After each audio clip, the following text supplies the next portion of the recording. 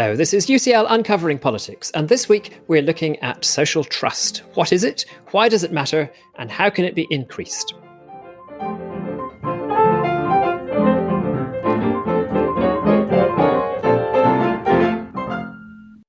Hello, my name is Alan Rennick, and welcome to UCL Uncovering Politics, the podcast of the School of Public Policy and Department of Political Science at University College London. We talk a lot about trust, or more often the lack of trust in politics. Often we're referring to people's trust in politicians, but social trust, our trust in the people around us, matters too. The evidence from most countries is that social trust has been falling in recent decades, but the countries of Scandinavia have bucked that trend. Indeed, in Denmark, the survey evidence suggests that social trust has risen since 1979 by 30 percentage points. So what's going on? What factors shape social trust? What can policymakers do to promote social trust? And has COVID shifted any of the long-term trends? Well, I'm delighted to be joined to discuss these matters by Professor Peter Thisted-Dinesen. Peter is Professor of Political Science in the Departments of Political Science of both UCL and the University of Copenhagen, and he's been researching social trust in Denmark and around the world for over a decade. Peter, welcome to UCL Uncovering Politics, and let's start, as so often we do, with a definition. What is social trust? Thank you very much, Alan, for the opportunity to speak about my work. I mean, that's it's an obvious place to start. Like, what is social trust? What do we mean when we speak about social trust? Why does it matter in the first place? So it's like fundamentally, it's, as you also indicated in your intro, it's about trust in other people, and there are different forms of social trust. So this might be trust in family or in colleagues or member of social and ethnic groups, etc. And these are narrow or more particular forms of social trust. They are important in their own right, and they also have consequences for our relationship with those people or members of those groups. But the form of trust that I'm most interested in is actually what is sometimes in the literature referred to as generalized social trust. So that's basically trust in people we don't know, that we don't have any information about. So we can think about that as trust in strangers, essentially. And it's this type of trust that is tremendously important in modern mass-scale societies that we live in, because it has implications for how we interact with people we don't know, for anonymous others that we have countless interactions with on a daily basis in a society like that. Just before we get into why social trust matters, just to explore it a little bit further what it is. So I'm just thinking, sometimes we talk about how I might think that it would be okay for me to drive very, very fast through a town because I trust that other people have sufficient sense of self-preservation to get out of my way. But that's not what we mean by trust here. So we're thinking that we trust particularly that people will kind of do the right thing, do the decent thing, will act fairly, that kind of thing. Very much. I mean, you can think of it as a cooperative belief, basically. And that it basically explains why trust is important for our cooperation with others in many different situations. So it's basically this idea that it's premised on the notion that humans are what is called conditional cooperators. So we would like to cooperate if we think that others do the same. We don't want to be the only ones doing it. Then it doesn't make any sense. And from that it follows, if we trust others to do the right thing, like you said, then we're also more likely to do so ourselves. So we're more likely to follow the rules, various prescriptions, and basically act in a more sort of decent way in various regards. And that eases our cooperation, our interactions with other people, and tend to make them more productive than if we had less trust and we were not able to form those relationships in a cooperative way, if that makes sense. And I guess we're particularly concerned about this in politics because politics is itself a cooperative activity and we need to be engaging with each other in order for politics to work. Exactly. And it also has implications for sort of the implementation side of politics, right? I mean, governments, states can spend a lot of money trying to enforce policies, but to make people act in certain ways. But of course, if they are sort of cooperative by themselves, that makes things much easier and it frees up resources that can be spent in other ways. I think actually COVID is a good example of that. And we can also come back to that later, right? When people cooperate, when they wear masks, when they distance physically and so on and so forth, that basically help a country or society to shoulder the pandemic. That's interesting, actually. So if you were simply relying on people following the rules because there are punishments if they don't follow the rules, which I guess is the kind of scenario that we find ourselves in if there is no trust and people don't feel able to You need to have a cooperate and very motivate. heavy-handed state in this case, right? Yeah. That need to monitor and sanction people who don't cooperate, right?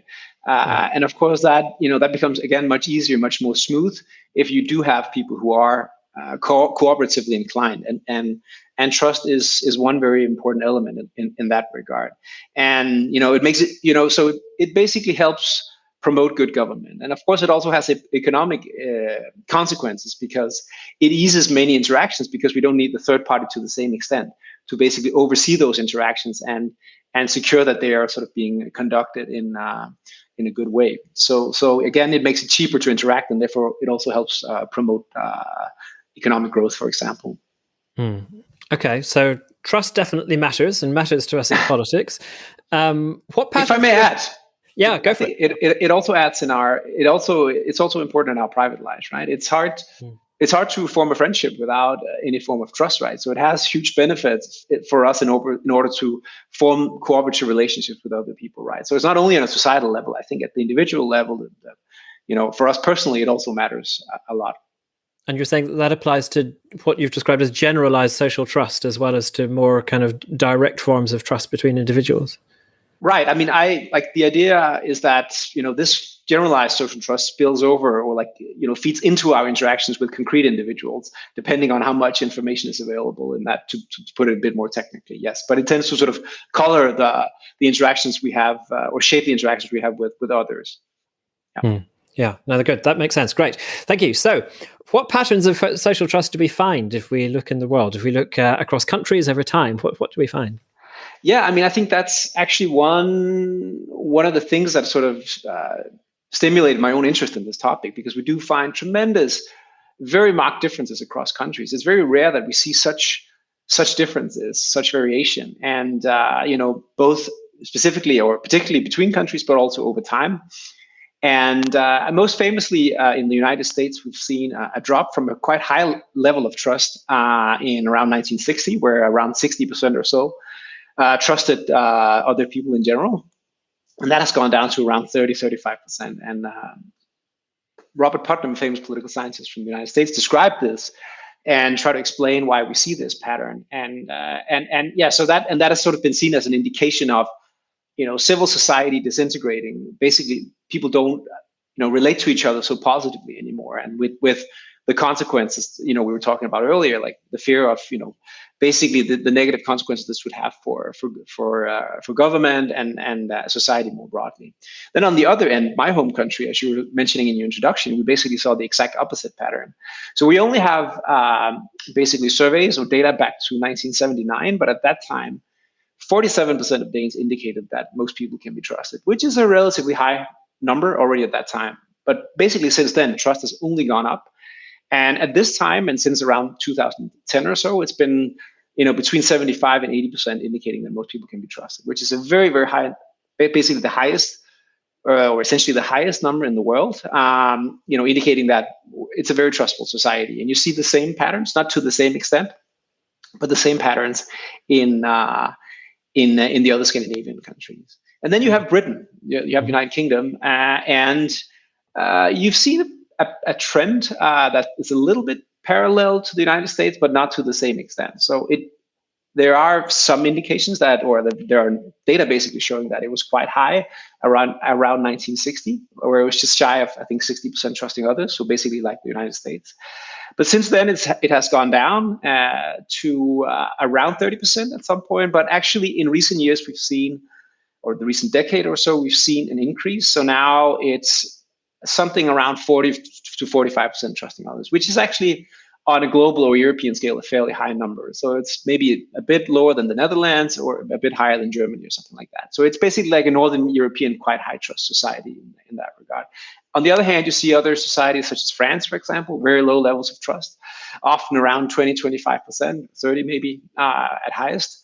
You see some Eastern European countries with also quite marked variation, but they also tend to have quite low levels of trust. And then but on a global scale, a country like Brazil, for example, has very low levels of trust. Same for the Philippines. So you do see these marked, and in some of those countries, you see trust levels of around 10%, perhaps. So there's a very significant difference between that and then numbers in the high 70s that we see in Scandinavia, for example. And yeah, so you're seeing huge differences there. Can we be confident that these differences are real, I guess? So you said that you're relying there on survey evidence. So basically you're asking people whether it's generally possible to trust others or not. I'm just thinking, if we compare France and Denmark, for example, very similar cultures and societies in many, many ways. It's not as though people behave towards each other so differently, is it? I mean, are we capturing a real difference in people's in how people actually interact with other people in these surveys, or are the surveys potentially getting at something else? That's a great question, the one you're asking, but also to some extent the question we're using for measuring trust. No, it's. I mean, this is actually a big debate in the literature, in the academic literature, and very relevant. I mean, of course, it's fundamental to the knowledge that we think we have. Do we actually have indication that this is the case, that we are picking up variations in trust? So the typical question that's being asked is the following. Generally speaking, do you think most people can be trusted, or that you cannot be too careful in dealing with others? So again, this is intended to measure trust in unknown others, people we have limited information about, strangers, essentially.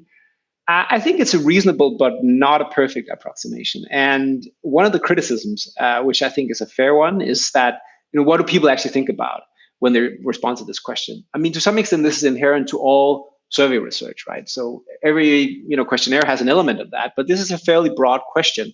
So there's a lot of room for interpretation, basically. And there's some research indicating that most people think about the generalized other or abstract others, so people they don't know. But there's also some people thinking about, at least they report that, neighbors or friends or something like that. And then you end up measuring something different, basically. I have an experiment. It's not published yet, so I still have to work a bit on it. That basically shows that it's true that some people probably do think about something else, but at the same time, this question basically meaningfully taps variation across individuals. So it might be that maybe we're overestimating the trust level by, let's say, 0.5 or something like that. But if that's the same across all individuals and across all societies, then it's still good for comparison, basically. But it's just in terms of the absolute level where we might be a bit off. So, on balance, I would say, again, I agree. I mean, this should also be seen in the context of this question being formulated I think, in the late 40s, basically. It's extremely rare that we can ask that something was asked 75 years ago and is actually still, to my mind at least, fairly valid to this day. So and of course, having a long time series enable us to make these comparisons that we were just talking about across countries and so on, and within countries. So I would say on balance, yes, it is not perfect, but it does measure something like trust or close to trust at least. And if I could just mention one last thing, there are also these studies showing that, does this actually predict how people behave? That was also what you're getting at. Again, this is a really essential question. And here there was some evidence about 20 years back showing that this actually measured trustworthiness, that you yourself are trustworthy, not that other people are actually, that you trust other people. But then subsequent research has increasingly indicated that it does measure trust, at least to some reasonable extent. So I guess this is a long answer, basically saying, yes, I do think it does, but at the same time admitting that it's not a perfect question. I'm just thinking that we need someone to do some experiments in the streets in various different countries where they kind of some actor does something and we see right. and people need to respond in a way that requires trust, and we see whether they do so. Are there experiments like that? There are actually these sort of famous, I think it was Reader's Digest or something like that did it, where they drop suitcases in the main train stations in countries around the world. And interestingly, so the number of the share of returned suitcases correlated highly with trust, for example. Okay. I don't know how much I want to put into that. It's not like an academic study, but I do think, and actually for me, perhaps more, I think this finding has a lot of resonance. The variations across countries. So I remember talking to Brazilians living in Denmark, and they're basically all indicating how shocked they were coming to Denmark. They felt people were incredibly naive. Why do they trust so much? And they said, well, gradually over time, they also tend to adopt this perception of other people a bit more, or this belief a bit more. But this was definitely very, very different from where they come from. So I do think that there are these variations that you tend to. I think that at least that has some like face validity to me. But when I hear people explaining this. I have to visit Denmark, experience this. We know that trust matters. We know that it varies a lot from country to country and indeed over time. So we definitely want to understand what factors are shaping this variation. What's the research on that? What do we know about the factors that influence social trust? We know quite a bit, but there's still a lot we don't know. I think one fundamental question is whether is trust essentially a personality trait? Is it something that maybe that are shaped by genetics, maybe your early life socialization, the rearing environment that you grew up in, and so on and so forth. There's a lot speaking in favor of that. I sort of represent another perspective, which is saying that trust is partly, not exclusively, but partly also shaped by the experiences we have. So for example, if we continuously experience discrimination, then we are probably likely to adjust our trust levels downwards. If we, in our interactions with others and with the state and representatives of the state, generally meet people who are fair to us and so on, then we tend to adjust it upwards. And actually, immigrants are an interesting case of this, right? And I've done some research on this, showing that immigrants migrating from a low trust setting, like Brazil, as we talked about, to Denmark or the UK for that matter, then they do actually tend to become more trusting after having migrated. And to me, that indicates there's something about being in an environment that is conducive to trust, that shapes trust, and that shows again that those experiences are actually important in also pushing trust up or down. So yeah, we do know something about that, and I think like the experiential perspective is also interesting in the sense that it means that there are potentially things we can do to increase trust. I'm not saying this is easy, but the other perspective just makes it very hard to basically do anything. We just have to accept it, and I still think it's a little hard for that to explain. You could argue that there are just different trust cultures, but this massive variation, I think, is also linked to other things.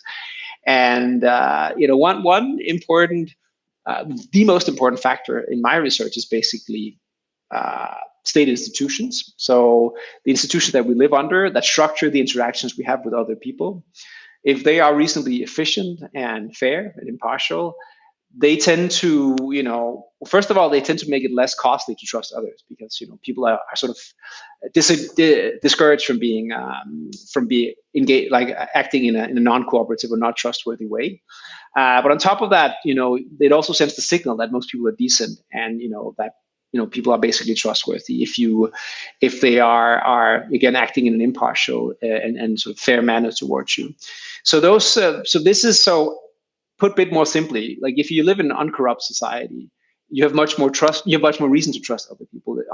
Conversely, if there's high levels of corruption, like who can you trust, right? You cannot trust authorities. You cannot trust your fellow person, right? Because that person can essentially use the institutions against you, or can bribe his way to into having a better treatment than yourself, for example. So I think that is a very, very fundamental. It's quite well established that sometimes this is called quality of government, quality of the state, and that is essential and for me the main factor. And there's sort of an individual level manifestation of that is whether we trust institutions or not, or sometimes when we trust the politicians who are ultimately creating those institutions. And we do see a very tight relationship. So for example, if we trust the state, if we trust the police, if we trust politicians, then we also tend to be more trusting of other people. And then the question is, of course, chicken and egg, like, can we even differentiate those two things? Are they basically measuring the same thing? Is it just sort of again, a personality trait of trust making you more likely to trust everything, essentially? And together with my co-author, Kim Sønderskov, I've done some research on this. And basically what we find is that it tends to be trust in state institutions or trust in politicians that are actually driving social trust. So to me, that suggests that there is actually room for government actors of the state to, increase trust by first increasing trust in themselves in different ways. For example, by acting in an impartial manner, like I spoke about before, or basically in transparent decision making and so on and so forth, minimize corruption. So that I would say is a very important sort of factor in shaping trust and increasing trust, or eroding it for that matter. If I might continue, I could also say there's been a big debate about immigration. Is immigration basically a challenge to trust? I've done a lot of research on this myself. Again, a lot with my co-author Kim Sønderskov, So this is a complicated, great question, and it's also obviously very sensitive. It's basically the question of, does it have negative implications for civil society when countries are diversifying due to immigration? And I mean, there's not like a simple answer to that. And I spoke about this before, but one aspect is what happens to those migrating to a high trust country, for example. And my research basically indicates that to a very significant extent, people do catch up. They do actually reach the level of trust of comparable people in the countries that they migrate to. So that sort of indicates that there are processes going on, basically helping elevate trust to a high level, or to a higher level. So that that sort of compositional aspect does not seem to be a big threat. The other aspect is, So just before you, do Danes who move to the UK become less trusting? I was very low trusting even before. No, I think this happens much more sort of subconsciously, right? These are like small input you get on a daily basis. Let's do a podcast in a year, and I'll tell you what happened. Well, I'll see if you accept the invitation. Yeah, that's a good point. There you have your behavioral indicator, right? No, but so the other question, which has received more interest, is like, what happens to the native-born's trust? Do they become less trusting when meeting immigrants, basically, where they live or work, or and so on and so forth? And I think the conclusion, especially regarding neighborhoods or where people live, is that there is a moderate to weak negative effect. So, of course, there's also issues regarding causality and so on, but the best evidence we have basically indicate that natives living with more immigrants tend to have slightly lower levels of trust than those living in areas with fewer. So and that also holds up in a meta-analysis across a number of studies. But again, it's a quite moderate, or not a super strong effect. And clearly, there are other things sort of much more important for trust. So it's a little bit half empty or half full, right? And Denmark is a great illustration of that. We do find these effects on very good data in Denmark. We do see that the trust tends to be lower in more diverse neighborhoods and so on. But at the same time, as we were talking about in the beginning, trust has increased massively in Denmark, right? In a period where immigration has only gone up, right? And the country is now much more diverse than it was in 1980. So clearly there are other forces basically driving up trust. So, and that's not to neglect the sort of the negative effect. It's just to say that it's important that we see that sort of against the other developments. And I think those two should always be seen in conjunction with each other, because otherwise it'll be simplistic or one-eyed. And presumably more diverse neighborhoods tend to be more urbanized neighborhoods. They're often poorer neighborhoods. So you're presumably contrling for various other factors. Right. Making that analysis. Exactly. Yeah. And it's interesting because in the UK, at least, I think that there's often the idea that relations among people are often best in multi-ethnic areas. So acceptance of diverse society is greater in more diverse areas, whereas opposition to diverse society tends to be associated actually with areas that are quite mono-ethnic. Right, and I think that's I think there's a number of aspects to this.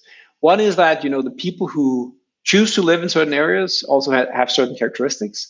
They probably tend to be more pro-immigration, not necessarily, but probably on average. Or otherwise, they could have chosen to live in a different area, for example. So that's one aspect. The other is sort of the so-called contact hypothesis that I think you're maybe also alluding to, which is the idea that when you meet out groups, then you tend to learn that they're like yourself, and that basically gives you a more realistic and ultimately more positive impression of them.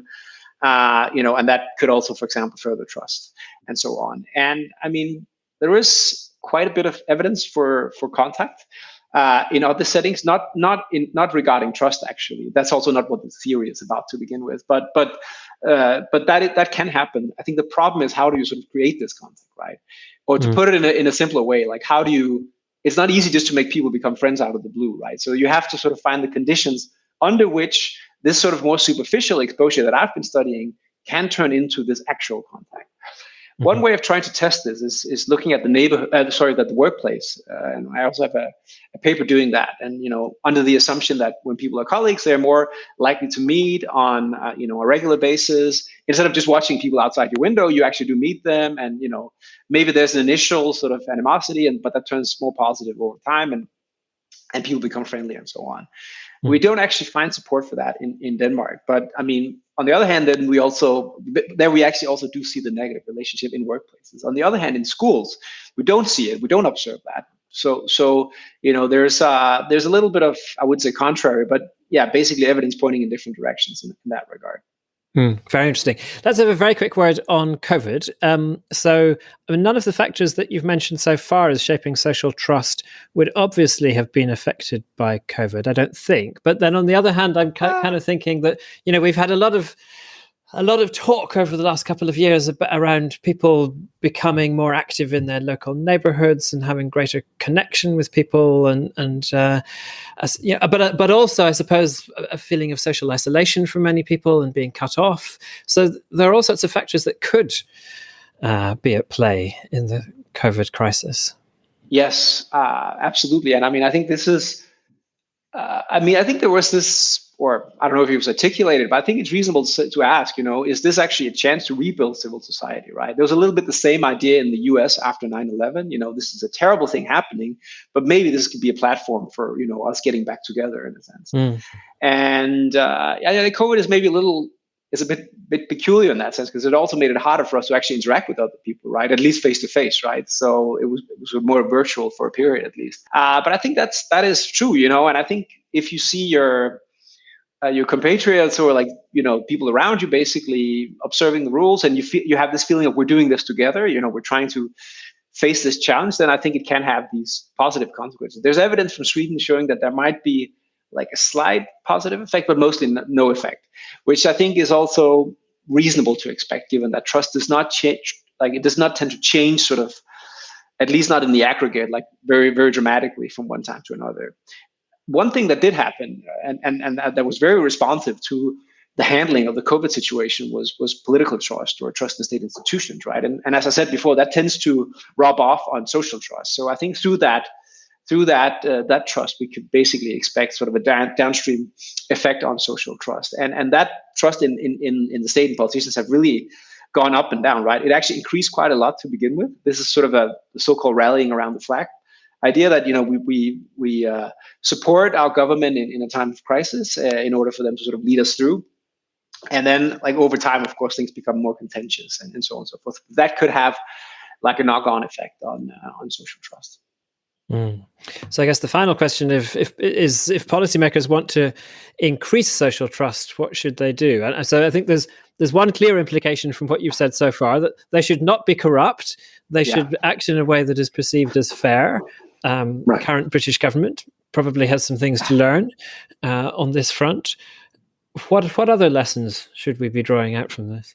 Yeah, I mean, in a sense, it's so I hope I convinced you that trust is important, but then, okay, then the next question is, how do we create trust? And it's not so simple necessarily, right? And exactly like you said, combat corruption is important. I think creating institutions that are transparent and fair, and I think also to some extent by setting good examples, to the point you just made, right? If there's just different rules applying to you, whether they are regarding, having parties or, getting contracts or whatnot, I mean, those I think indicate that there's sort of a big divide also, and that other people are not necessarily of the moral habits that we would like them to be. So I think that is one I think important way to try to do that. And of course, in terms of transparency in government, including in the bureaucracy, having fair and efficient courts and police and so on and so forth. I think the media also deserves an important role in this regard, or has an important role, because they are the ones exposing corruption or embezzlement or the type of untrustworthy behavior, right? So the more that they can basically expose that, I think that the better they enable the citizens to basically keep governments or politicians in check, if that makes sense. Of course, there can be a problem if what they expose is a lot of corruption. I mean, if transparency leads people to realize that the system is more corrupt than they thought, then. But my point would be that then, if they know about it, then they have, I mean, of course, this is more complicated and there's, all sorts of sort of conditioning factors also. But, exposing this is a way for making people realize this happens, and then they can vote accordingly or organize. Or it's also a way of discouraging politicians from acting in this way. I think my own country, Denmark, is actually a really good example of this. There's an extremely low tolerance for anything that could be construed as remotely corrupt or something like that, right? So we've had scandals in Denmark that I think in most countries would never be considered a scandal. Some politician spending, there was this case of someone flying on first class, even though, he was actually allowed to do so. People found it like this is a waste of public money. And so it's also a way of keeping governments on their toes, if you know what I mean. Like, and the media is, of course, crucial in actually exposing this. And of course, they can be too much sometimes, but it is very important that that people are actually, know about this. And of course that the fact that as a politician that you are likely to be exposed if you do something that's not okay is also sort of a disciplining factor, if you understand what I mean. Yeah, I guess it's just, I'm just trying to think about what the recipe is that will work in a variety of contexts. So if you imagine a country that is characterized at the moment by very low trust, and then you increase transparency and expose what's going on. But because trust is so low, there's very little faith that people will be able to do anything about that through collective action, through engaging in politics. Right. So, yes. What's the route out for people who find themselves in that kind of situation? I mean, that is in many ways like the $1 billion question, right? I mean, then you would have the recipe for successful societies, right? And I will definitely not go as far as claiming that. I do think trust is one aspect, but I think what you point to is also these sort of negative equilibria, right? Like, how do you get yourself out of this situation, right? And because it seems like all the factors that are sort of working together, it's hard to change one without the others, in a sense, right? And then you have the positive equilibria in other places that enable good government, etc. So it is hard. I mean, I think, again, like trying to invest in training of people manning the state, essentially, and in instilling various procedures that are sort of making it more efficient and also more fair, and ultimately this should trickle down to people, and that will sort of change their perceptions of other people and also of the state and make them more positively inclined. But needless to say, this doesn't happen from one day to the next. And especially if there's like a long history of the opposite, right? But there are cases of countries that have actually improved corruption, or like have lowered corruption, right? And there we would expect to see an increase in trust with the positive consequences following from that. Mm. Well, this has been great, Peter. Thank you so much. Our time is up, and I feel we've begun to scratch the surface, but there's so much more to explore here. So I'll have to have you back onto UCL Uncovering Politics again sometime in the future. But thank you so much. This has been excellent. And during our discussion, we have drawn on several of Peter's research articles on social trust. We'll put the details of those in the show notes for this episode. Next week, we're discussing British welfare policy and its transformation in recent decades. As ever, to make sure you don't miss out on that or other future episodes of UCL Uncovering Politics, all you need to do is subscribe. You can do so on Apple, Google Podcasts, or whatever podcast provider you use. I'm Alan Rennick. Our producer is Abby Turner. Our theme music is written and performed by John Mann. This has been UCL Uncovering Politics. Thank you for listening.